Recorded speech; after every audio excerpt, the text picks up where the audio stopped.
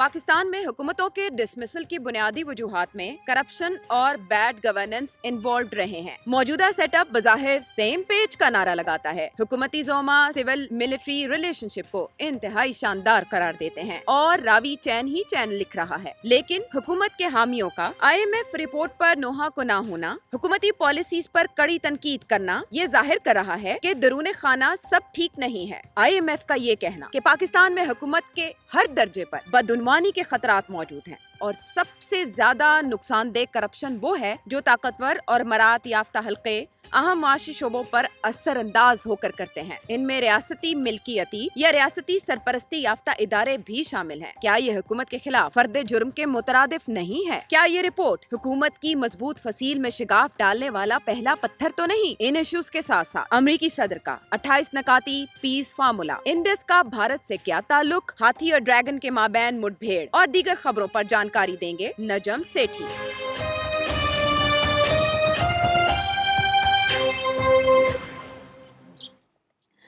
अस्सलामुअलैकुम, आप देख रहे हैं आज की बात नजम सेठी के साथ और मैं हूं सैयद आयशा नाज। मेरे साथ मौजूद हैं नजम सेठी साहब। अस्सलामुअलैकुम। सेठ साहब, नवंबर वैसे मौसमियाती तौर पर तो ठंडा गुजरा है, लेकिन खबरें बहुत गर्म हैं और उन गर्म खबरों में एक तरफ तो इमरान खान साहब से ना होने वाली मुलाकातें हैं मौज़ूए बहस, तो दूसरी तरफ IMF की वो रिपोर्ट जो 20 नवंबर को आई। और अच्छा, नाकिदीन कह रहे हैं कि 20 नवंबर 2025 का दिन पाकिस्तान की तारीख में हमेशा याद रखा जाएगा, क्योंकि ये रिपोर्ट जो है ये कोई आम रिपोर्ट नहीं है, ना किसी क्लर्क ने तैयार किया है, बल्कि जो टीम थी IMF की उसने कई माह पाकिस्तान में क़याम किया और मुतादिद स्टेक होल्डर से मुलाकात करने के अलावा पाकिस्तान के सिस्टम का बारीक बीनी से जायज़ा लिया, जिसके बाद 100 से ज़ायद सफ़ात पर मुश्तमिल ये रिपोर्ट आई है जो कि टोटल सिस्टम का एक एनालिसिस और बड़ी ख़तरनाक शक्ल पेश कर रही है। मुझे आपसे यहाँ पर ये जानना है कि इससे पहले भी IMF की तरफ से जायज़ा रिपोर्ट्स आती रही हैं और हमें पता है कि पाकिस्तान के निज़ाम में क्या खामियां हैं, अवाम भी वाकिफ़ हैं, ताजर भी वाकिफ़ हैं और इसके अलावा जो कारोबारी बरादरी है पाकिस्तान में वो भी जानती है। लेकिन IMF का अपनी वेबसाइट के ऊपर ये पब्लिश करना क्या ज़ाहिर करता है और इसके क्या असरात होंगे? आयशा, ऐसे है कि इसमें कोई भी नई बात नहीं है जो पाकिस्तान के इकोनॉमिस्ट और इंटरेस्टेड कंसर्न लोगों को पता नहीं है। इसमें जो दिलचस्पी है इसमें वो ये है कि IMF की तरफ से ये एक तनकीदी जायज़ा लिया गया है और ये उस वक़्त लिया गया है जिस वक़्त IMF पाकिस्तान की मदद कर रहा है और ये उस वक़्त लिया गया है जबकि एक बहुत सीनियर अदारा जैसे SIFC कहते हैं आप, उसकी क़याम के बावजूद, क्योंकि ये हालात बेहतर नहीं हो रहे, तो इसकी जो अहमियत मेरे लिए ये नहीं है कि जी उसके अंदर बहुत सी बातें कही गई हैं, इसके ऊपर मैं अभी रोशनी डालता हूँ, मगर ये कि SIFC के होते हुए जो कि बड़ी एक किस्म की हाई कमांड है of the economy end of strategy और सब कुछ, वन विंडो ऑपरेशन कहा गया उसे, तो उन्होंने SIFC को क्रिटिसाइज कर दिया। उन्होंने काफ़ी एरियाज़ में क्रिटिसाइज़ किया, मगर जो सबसे इम्पॉर्टेंट एरिया वो ये है कि SIFC ने अभी तक कुछ अकम्प्लिश नहीं किया। बातें हैं मगर कोई रिजल्ट्स नहीं है, पहली बात। दूसरी बात ये है कि SIFC ट्रांसपेरेंट नहीं है, हमें नहीं पता वहाँ फैसले कैसे होते हैं, क्यों होते हैं, कौन उसके अंदर इनपुट देता है, कौन नहीं देता, और फिर इम्प्लीमेंट कौन से होते हैं और कौन से नहीं होते, और उसकी सारी इंस्टीट्यूशनल फ्रेमवर्क क्या है और क्या नहीं है। ये भी IMF कह रहा है कि ये भी ट्रांसपेरेंट नहीं है और उसकी कोई अकाउंटेबिलिटी नहीं है SIFC की, जो फैसले वहाँ होते हैं।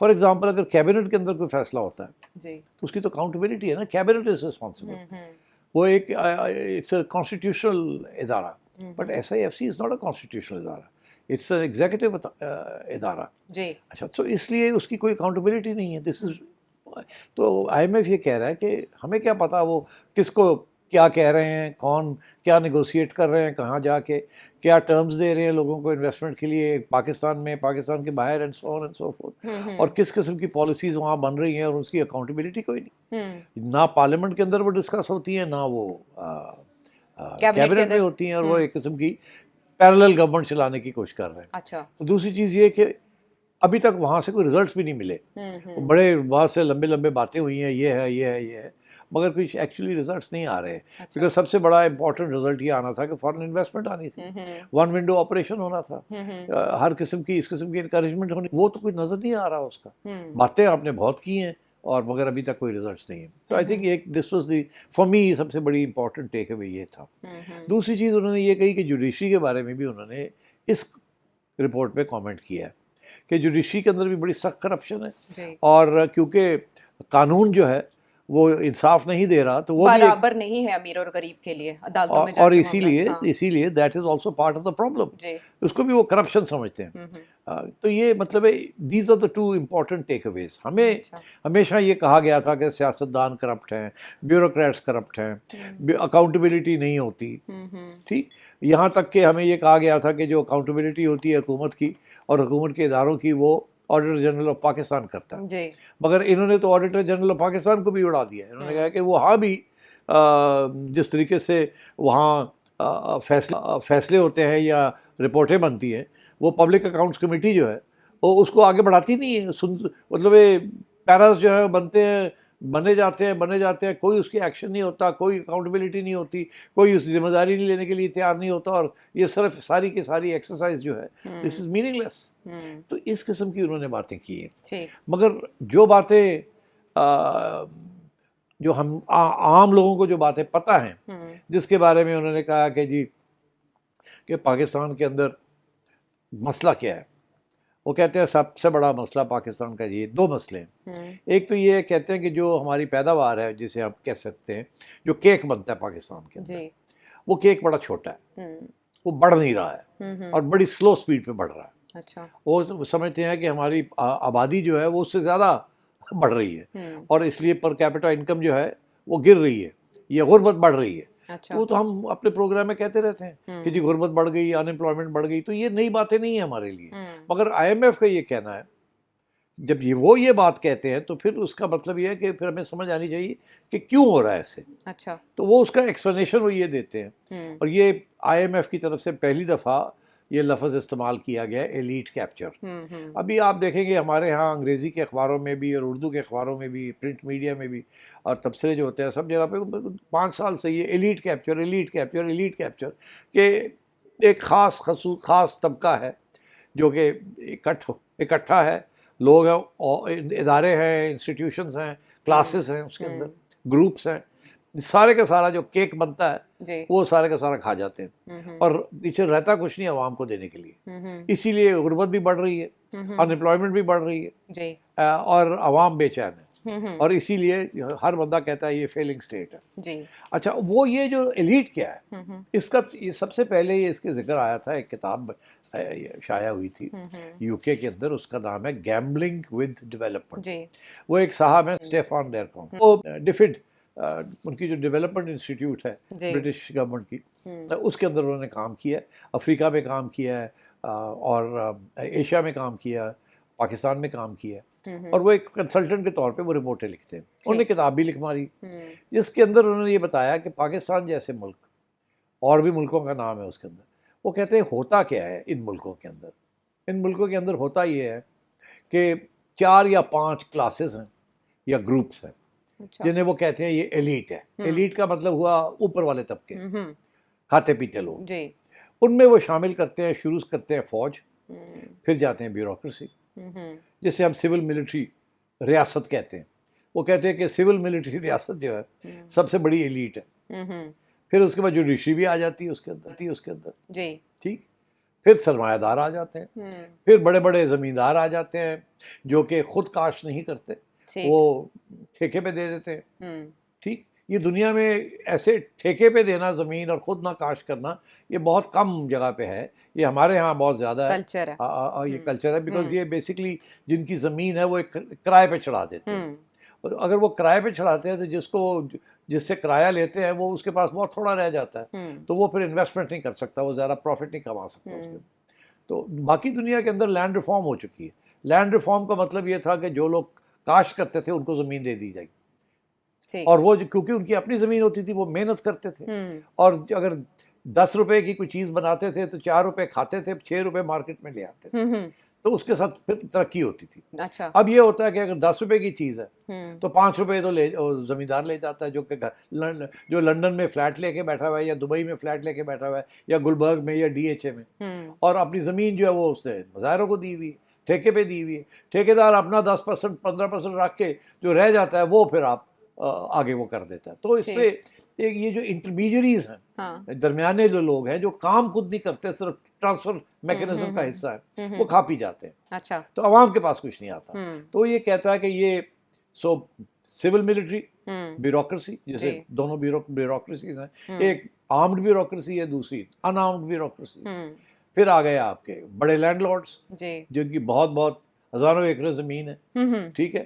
حالانکہ لینڈ ریفارم ٹیکنیکلی یہاں ایوب خان کے زمانے میں بھی ہوئے، اس کے بعد بھٹو صاحب کے زمانے میں بھی ہوئے، کہ انہوں نے کہا جی اتنے زیادہ، اس سے زیادہ ایکڑ آپ نہیں رکھ سکتے. تو انہوں لوگوں نے کیا کیا کہ ایک عائشہ کے نام پہ کر دیا، ایک نجم سیٹھی کے نام پہ کر دیا، ایک کسی اور اپنے مظاہرے کے نام پہ کر دیا، کسی نوکر کے نام پہ کر دیا، اور 10,000 ایکڑ جو ہے اس کو بانٹ کے پرچیاں اپنے پاس رکھ لی، ملکیت اپنے پاس، بے نامی چور راستے نکال لیے چور راستے، اور زمینیں ابھی بھی ان کے پاس ہیں. تو لینڈ ریفارم تو ہوئی نہیں پھر، اس کا مطلب ہے کیونکہ سب کو پتہ چل گیا تھا یہ ہونے جا رہی ہے، تو انہوں نے پہلی پرچیاں بنا لی، پارٹیشن کر لی. اس کو انگریزی میں کہتے ہیں پیپر پارٹیشن. ٹھیک. اچھا تو اب یہ ہو گئے 4. جی 5ویں آ جائیں. وہ کہتے ہیں جی 5واں بھی ایک طبقہ ہے، وہ ہے اپر ایشلونز آف دا میڈیا، اوپر والے جو میڈیا کے جو مالکان ہیں. اچھا. پھر وہ کہتے ہیں اس کے اندر وہ بھی ہیں جو کہ ٹیکس نہیں دیتے، تجارت کرتے ہیں، ٹیکس نہیں دیتے.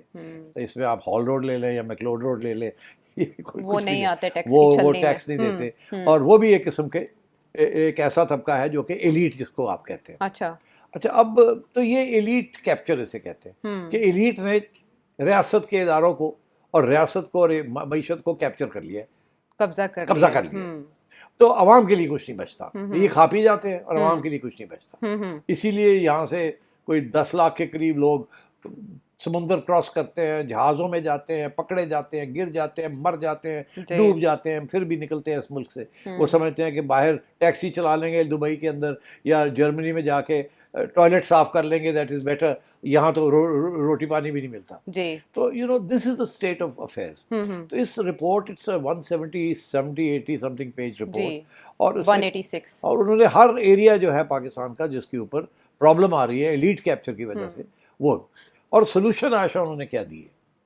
وہ یہ کہتے ہیں کہ یہ کھاؤ پیو لوگ ہیں نا، ان کو اب جیب اپنی کاٹنی پڑے گی. ٹھیک. اگر یہ عوام کو نہیں کچھ دیں گے تو عوام کا سٹیک نہیں بنے گا. عوام سٹیک ہولڈر نہیں ہے ملک کے اندر.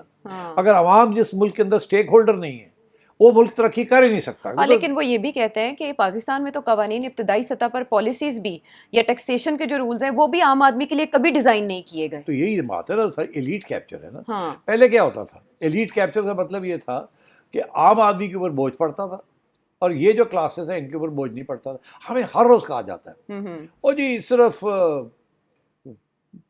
20 لاکھ ٹیکس پیئرز ہیں، 30 لاکھ ٹیکس پیئرز ہیں، یا 2 لاکھ ٹیکس پیئرز ہیں، 3 لاکھ ٹیکس پیئرز. کیوں؟ تو کیوں نہیں ہے زیادہ ٹیکس؟ آپ کا کام ہے لانا، اس کے لیے تو انہوں نے آڈیٹرز بھی ہائر کیے اور سسٹم میں چینجز. اتنی بڑی ایف بی آر بنائی گئی، اور وہ جو لوگ آلریڈی ٹیکس دے رہے ہیں انہی کے اوپر دوبارہ. اور ان کو بہت سے اور اقدامات کیے جا سکتے ہیں، یہ کرتے نہیں ہیں. اب پہلی دفعہ یہ ہوا کہ انہوں نے کیا کیا کہ انہوں نے ٹیکس لگانے شروع کر دیے، اور ٹھیک ٹھاک ٹیکس لگانا شروع کر دیا ہے. آپ کے اوپر بھی سیلریڈ کلاس کو پہلی دفعہ اپ کر دیا، اس کو ٹیکس زیادہ سکویز کر رہے ہیں. اچھا، مگر اس سے زیادہ جو کارپوریٹ سیکٹر ہے، جو کاروباری لوگ ہیں، ان کے اوپر بھی ٹیکس لگا دیے جو آلریڈی پے کر رہے ہیں. یہ نہیں کہ جو نہیں دے رہے ان کو ابھی نہیں پکڑا گیا، ان کو ٹیکس نیٹ میں لا ہی نہیں سکے، ابھی نہیں لا سکے. تھوڑے بہت آگے ہیں، بھاگ دوڑ کر رہے، مگر وہ ٹیکس نمبر لے لیا انہوں نے، مگر ٹیکس ابھی بھی کوئی نہیں دے رہی. اسی لیے تو کہہ رہے ہیں کہ اس سال 500 ارب روپے کا ٹیکس شارٹ فال ہو جائے، کم ٹیکس کٹھا ہوگا. حالانکہ ہمیں یہ کہا گیا تھا کہ اب پورا ہو جائے گا، ہم نے ٹیکس لگا دیا، کوئی بچے گا نہیں، یہ نہیں ہوگا، وہ نہیں ہوگا. پتہ لگا وہ ٹیکس ہی پورا نہیں ہو رہا جو آپ کہہ رہے تھے. تو وہ بھی ایک مسئلہ ہے ہمارے لیے. تو یہ جب اب انہوں نے ٹیکس لگا دیا بڑی بڑی کارپوریشن کے اوپر، پھر سپر ٹیکس لگا دیا، پھر اور قسم کی چیزیں کی، بڑا شور، واہ جی ایلیٹ نے اپنے اوپر کچھ کیا ہے. پتہ کیا چلا؟ اب لیٹسٹ پالیسی یہ ہے جو کہ اب آنے والی ہے، میں آپ کو بتا دوں. اچھا. وہ یہ اس کو کم کرنے لگے. کس کو؟ یہ جو ٹیکس ریٹس بڑھا دیے نا امیروں کے لیے، ان کو پھر گرانے لگے. اور پھر کدھر کریں گے شارٹ فال کیسے پورا کریں نہیں گے؟ کریں گے نا. اوہ واو. نہیں, جب تک اور لوگ نہیں آئیں گے ٹیکس نیٹ میں ہاں. اس وقت تک ٹیکس تو نہیں بڑھے گا, ریونیو نہیں بڑھے گی. ہوں. ریونیو نہیں بڑھے گی, ڈیولپمنٹ ایکسپینڈیچر نہیں ہوگا. جی. ڈیولپمنٹ ایکسپینڈیچر نہیں ہوگا, گروتھ نہیں ہوگی. ہوں. گروتھ نہیں ہوگی تو غربت بڑھے گی, ان امپلائمنٹ بڑھے گی, and so on and so ہاں فورتھ. ہاں ہاں. تو اب مسئلہ یہ ہے کہ یہ کیوں پہلے بڑھائے تھے نا جی. تو کام نہیں چلا. بڑا شور ہم نے ایلیٹ کے اوپر لگا دیا, یہ کر دیا, امیروں کو ہم نے سکویز کر دیا, پتہ لگا سارے ہی اس میں سکویز ہو گئے. جی. ٹھیک ہے, ابھی چینلز کے اندر لوگ کٹوتیاں شروع ہو گئی ہیں کہ پہلے جو ٹیکس چینل دیتی تھی اب وہ کہتے ہیں آپ خود ہی اپنا ٹیکس دیں, اور سب کی ریئل انکم گرتی جا رہی ہے. اب انکم کیا ہے, 100 روپے آپ کو ملتے ہیں, اس میں سے 15 روپے یا 20 روپے وہ ٹیکس کاٹ لیتے ہیں. جی. 80 روپے باقی رہ گئے کتنے؟ 80. 80 میں سے جب آپ مارکیٹ جاتے ہیں یا شاپنگ مال جاتے ہیں تو 20%, 18% سیلز ٹیکس جی وہاں وہ کاٹ لیتے ہیں آپ کی ہر پرچیز پہ. ہر پرچیز. ٹھیک ہے, تو آپ دینے والوں میں سے ہیں نا. بالکل. ہاں, وہ آپ تو وہ نہیں ہے جو چھپاتے ہیں, نہیں ہو ہی نہیں سکتا. ہاں. تو وہ آپ کا اس کا پہلے 20 روپے تو پہلے کاٹ لیے, جی. 20 روپے بعد میں کاٹ لیے, تو 40 روپے تو آپ ہی کے اوپر کاٹ دیے. جی. اور اگر آپ 200 روپے 200 سے مراد یہ ہے کہ ڈبل کر رہے ہیں from what you are earning earlier, تو لوگ تو کہہ رہے ہیں ہمارا 60% پہ ٹیکس ریٹ چلا گیا. اب سپر ٹیکس لگا نا کارپوریٹس کے اوپر, پہلے 25, 28, 29% ٹیکس تھا, پھر وہ 35 ہوا, اب وہ 38% کے قریب ہے, 40 ہے, اس کے اوپر پھر 10% لگا دیا, تو لوگ تو رو رہے ہیں. اچھا, جب وہ رو رہے ہیں تو کیا کر رہے ہیں؟ جی. چوری. وہ آپ کہتے ہیں اچھا پھر ایسے تو کام نہیں چلے گا, تو اب چوری کرو. تو چوری بڑھ رہی ہے, جب چوری بڑھ رہی ہے تو ٹیکس کم مل رہا ہے, تو اب سوچوں میں پڑ گیا اب کیا کریں. جی. اور کیونکہ وہ جو چوری ہوتی ہے وہ بلیک منی ہوتی ہے, وہ انویسٹ نہیں کر سکتے آپ. انویسٹمنٹ تو وائٹ منی کے ساتھ ہوتی ہے. جی جی. اس کا تو حساب ہوتا ہے. تو اگر آپ کے پاس پیسہ ہی بلیک ہے تو ٹیکس بھی نہیں دیتے آپ, تو پھر انویسٹ بھی نہیں کریں گے. تسی کی کر دے ہو, تسی بوریاں رکھ کے گھر بٹھا دیں ہو یا بینک پا دیں ہو فار انٹرسٹ. اور اب بڑے عرصے سے ٹیکس ایمنیسٹی اسکیم بھی نہیں آئی. سو ایمنیسٹی اسکیم کے ساتھ ہوتا کچھ بھی نہیں ہے. اچھا. تو اب بتا, میں یہ کہہ رہا ہوں آپ سے کہ اگر یہ زیادہ ٹیکس بڑھاتے ہیں تو معیشت بیٹھ جاتی ہے, اگر یہ کم کرتے ہیں تو ٹیکس زیادہ نہیں ملتا, تو ویسے ہی دروازے بند ہو جاتے ہیں. اور ٹیکس نیٹ میں لانے میں سیاسی مجبوریاں حائل ہوتی ہیں. بالکل 100%. اب تجارت یہ ٹریڈرز کے اوپر کیوں نہیں لگاتے ہیں؟ ظاہر ہے وہ پھر ووٹ بینک ہے, ووٹ بینک ہے.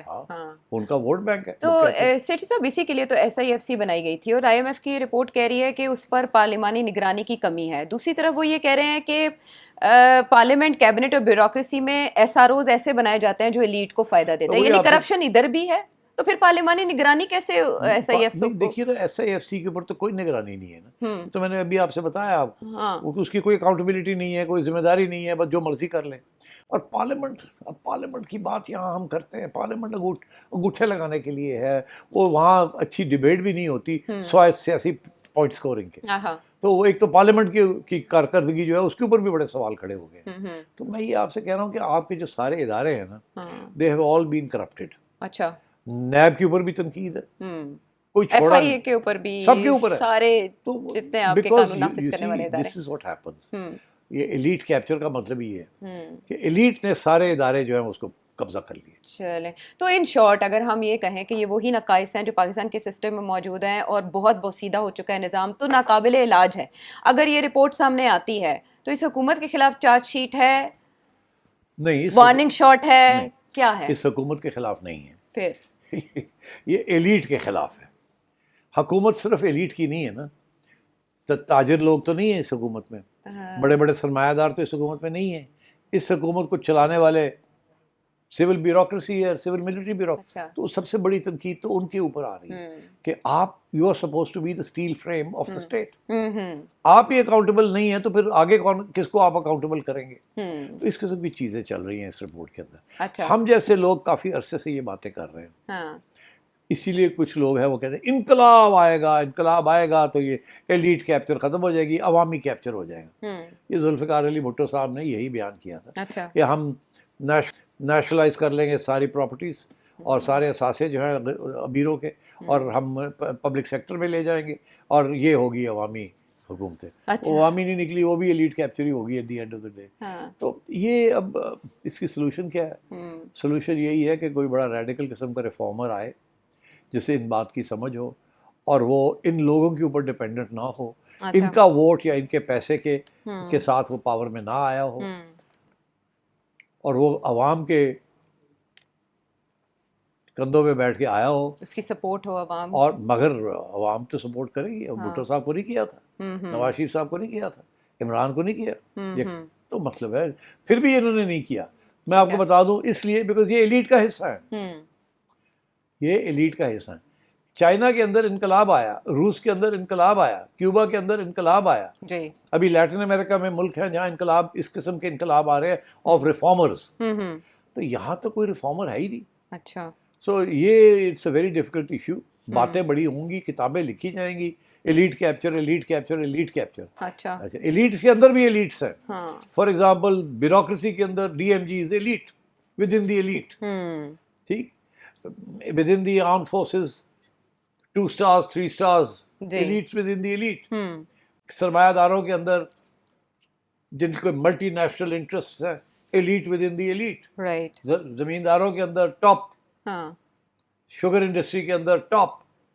سو پھر یہ پالیسیز جو بنتی ہیں, اب شوگر کے اوپر میں اگزامپل آپ کو دیتا ہوں, باتیں ہو رہی ہیں تو elite capture. Sugar industries elite capture پہلے دن سے آج تک. آپ پوری لسٹ نکال لیں کس کس کی شوگر انڈسٹری, شوگر ملز ہے, کیا ہے, ان کی پروفٹس کتنی ہے, ٹیکس کتنا دیتے ہیں, اور ان کے لیے پالیسیز کیسے بنتی ہیں, سبسڈی کیسے ملتی ہے, اور جناب یہ کیبنٹ کے اندر جو پالیسی بنانے والے ہیں, they are the biggest sugar mill owners, directly اور انڈائریکٹلی. تو اس طریقے کے ساتھ بڑے ویسٹڈ انٹرسٹ ہیں. اسی طریقے کے ساتھ کچھ انڈسٹریز ہیں جو انسٹیٹیوشنز ان کو اون کرتی ہیں, اور وہ institutions are part of the elite institutions of this country. ان کو سبسڈیز ملتی ہیں. اچھا. وہ ٹیکسز پورے نہیں دیتے, ان کو ایگزیمپشنز ملتی ہیں, اسپیشل اسٹیٹس ملتا ہے, ایس آر اوز ملتے ہیں. تو یہ رونا دھونا یہ آئی ایم ایف کی رپورٹ کے اندر یہ ہے کہ یار اس طریقے کے ساتھ ملک نہیں چلتے. کوئی انسٹیٹیوشنل فریم ورک ایسا بنائے جس کے اندر اکاؤنٹیبلٹی ہو آف آل آرگنز. یہاں ان اکاؤنٹیبل ایلیٹ. اچھا. This is the issue they are making. تو یہ ایک بااثر اور فیصلہ ساز ادارہ ہے جس نے اتنی باریک بینی سے تحقیق کر کے ایک ایک پہلو کو ایڈریس کیا, یہاں تک کہ قرضے کیسے معاف ہوتے ہیں, کاروبار کرنا پاکستان میں کیوں مشکل ہے, انویسٹمنٹ کیوں نہیں آ رہی, حکومت کیسے کاروبار کر رہی ہے, اتنا کچھ اس میں بیان کیا گیا. تو یہ سارے ڈونرز جو ہماری ڈونر ایجنسیز ہیں وہ بھی اس کو پڑھیں گی ظاہر ہے موجود. تو آئندہ قرضوں کے سلسلے میں مشکلات پیش آئیں گی, آئی ایم ایف کی کس کس اجرا میں, حکومت تو کہہ رہی ہے کہ یہ ہماری اجازت سے شائع ہوئی. دیکھیے اجازت کی بغیر بات اور ہے. یہ شہباز شریف صاحب نے اجازت دی تھی کہ آپ ریسرچ کریں اور ہمیں بتائیں کہ ہمارے ہاں پرابلم کیا ہے. میرا نہیں خیال انہیں احساس تھا کہ اس قسم کی رپورٹ آئے گی. اجازت دی تھی یا آئی ایم ایف نے شرط رکھی تھی کہ ہم آپ کو قرض اس لیے دیں گے, آپ ہمیں اجازت یہ اب میں نہیں کہہ سکتا کہ انہوں نے کوئی شرط رکھی تھی کہ نہیں, مگر یہ ڈسکشن ضرور ہوئی تھی. ہو سکتا ہے آئی ایم ایف نے کہا ہو کہ ہم پوری ایک رپورٹ لکھنا چاہتے ہیں, انہوں نے کہا بالکل لکھیں. وہ کہتے ہیں نا ہم نے کرا ہے, ہم نے لکھے, ہمیں بھی بتائیں کہ غلطی کیا ہو رہی ہے, ہم ٹھیک کریں. اور اس میں کوئی شک نہیں ہے کہ شہباز شریف صاحب چاہتے ہیں کہ جس حد تک امپرومنٹ ہو سکے وہ کرے. اسی لیے تو یہ ڈیرکون صاحب جو ہیں, اسٹیفان ڈیرکون, ان کو شہباز شریف صاحب خود کنسلٹنٹ بلایا تھا, یو کے کنسلٹ کرتے ہیں اکانومی کے لیے. وہ چاہتے ہیں کہ کسی قسم کی کوئی امپرومنٹ ہو. اچھا. مگر نہیں ہو سکتی, سب پتہ ہے, نہیں کرتے. میں نے اس دن پرائم منسٹر صاحب سے ملاقات ہوئی, ڈار صاحب بھی بیٹھے ہوئے تھے, یہ بھی تھے, میں تھا.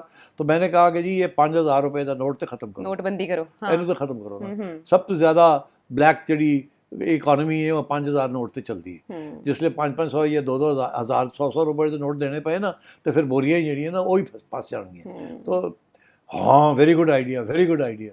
ذرا پوری میں نے بحث کی, ویری گڈ آئیڈیا. کیوں اگلے نے کیا ہونا, پاگل ہو گئے, سارے ایسے کرنے ہیں, کم تھے کہ 5000 کا نوٹ ختم کرتا تھے, سروائیول کس طرح ہوئے گی. یہ ساری black economy is dependent on the 5000 rupee note. Right. تو یہ ایسے لگتا ہے کہ جتنی بھی عائشہ یہ ایڈوانس کنٹریز کے اندر کیش ٹرانزیکشنز دن بدن ختم ہو رہے ہیں. Every thing is called, is electronic, is all accounted. Cash less economy, documented economy جو پاکستان میں. تو یہ ڈاکیومنٹڈ اکانومی کیسے ہوگی until unless you finish of this cash. جو بوریوں کے اندر لوگ لے کے پھرتے ہیں, وہ پھر بوریا نہیں, اور ٹرک ہی لے کے پھرنا پڑے گا, تو پھر چھوڑنا پڑے گا. وہ ٹرکوں میں تو نہیں یہ پیسے لے کے آ جا سکتے. پراپرٹی فار ایگزامپل, اب جا کے انہوں نے کچھ تھوڑا بہت اس کے امینڈمنٹس کی ہیں جس کی وجہ سے وہ پراپرٹی اب بک نہیں رہی ہے, کیونکہ لوگ کہنے لگے ہوں تو سب کچھ دسنا پڑے گا کتنے دی آئی تھی کتنے دی. پہلے یہ تھا D C rate. D C rate کیا تھا, جو مارکیٹ ریٹ تھا اس سے آدھا تھا ڈی سی ریٹ. تو سارے ڈی سی ریٹ پہ جا کے اپنی رجسٹری کرا لیتے تھے. ان کو بھی پتا تھا, ان لینے والے کو پتا, دینے والے کو پتا, گورنمنٹ کو پتا, ڈی سی کو پتا, پھر بھی ڈی سی ریٹ بنائے ہوئے. تو اب جا کے ان کو تھوڑا سا اپ گریڈ کیا. جیسے ہی اپ گریڈ کیا اب لوگ کہتے ہیں ہونا سی کس طرح رجسٹریشن کرائیے, یہ تو 5 کروڑ کا پلاٹ ہے. ہم تو ہمارے پاس تو 5 کروڑ وائٹ منی ہے ہی نہیں, ہمارے پاس بلیک میں ہے, مگر ہم تو بلیک میں اس کو پھر کیسے شو کریں گے؟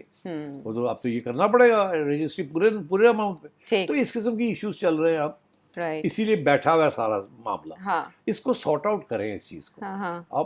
اب جو آئی ایم ایف کہہ رہا ہے کہ یار یہ 2% 3% گروتھ کے اوپر آپ ملک نہیں چلا سکتے, یہ کرٹیکل پوائنٹ ہے, یہ گر رہے ہیں, آپ روکیں اس چیز کو. 3% سے کام نہیں چلے گا.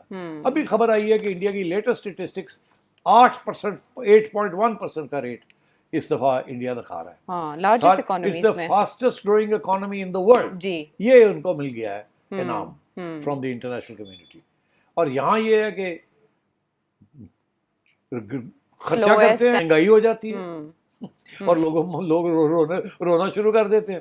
اور اگر روک دیں ڈیولپمنٹ تو ان امپلائمنٹ بڑھنی, بے روزگاری بڑھنی شروع ہو جاتی ہے. اچھے انڈیکیٹرز جو حکومت شو کرتی تھی وہ تو انفلیشن میں کمی, پھر جو انٹرسٹ ریٹ ہے اس میں کمی کو وہ کہہ رہے تھے کہ ہم نے ڈیفالٹ سے بچا لیا, ہم نے یہ کام کیے, کسی نہ کسی حد تک تو پاکستان کو سیو کیا. ڈیفالٹ سے بچایا بیکاز آف ڈیٹ. رائٹ. یہ تو نہیں کہ آپ نے اپنے آپ کو کوئی گروتھ کی ہے تو اس سے ڈیفالٹ بچی ہے, آپ نے پھر اور قرضے لیے, اور یہ آپ نے وعدہ کیا تھا کہ آپ اس کو اکانومی کو ٹھیک کریں گے. آئی ایم ایف رو رہا ہے کہ آپ نے جو چیزیں کرنی تھیں ان میں سے ساری چیزیں نہیں کی. آپ کا ابھی بھی ٹیکس اسٹرکچر ٹھیک نہیں ہے, ابھی بھی اکاؤنٹیبلٹی. اتنی رپورٹ جو ہے نا, یہ اگر اس میں سے آدھے ریکمنڈیشنز بھی گورنمنٹ آف پاکستان اور ہماری ایلیٹس مان لیں اور امپلیمنٹ کر دیں, ملک بچ جائے گا. مگر یہ مانتے نہیں ہیں. تو ملک نہیں مانتے, یہ نہیں مانتے. لیکن سیٹ صاحب نے کہا کہ اگر مان جائیں تو ملک بچ جائے گا, اور اگر نہ ماننا ہو یا ان کے لیے عمل کرنا یا ماننا ممکن نہ ہو تو کیا نتائج ہو سکتے ہیں. اب ظاہر ہے اس کی اہمیت بہت حساس ہے, اس سے پاکستان میں انویسٹمنٹ آنے کا بھی تعین ہوگا, پاکستان کی ساکھ کا بھی تعین ہوگا, اور اسی کے بنیاد پر پاکستان کو آئندہ امداد بھی مل سکتی ہے. تو اور بھی بہت سے سوال ایک بریک کے بعد.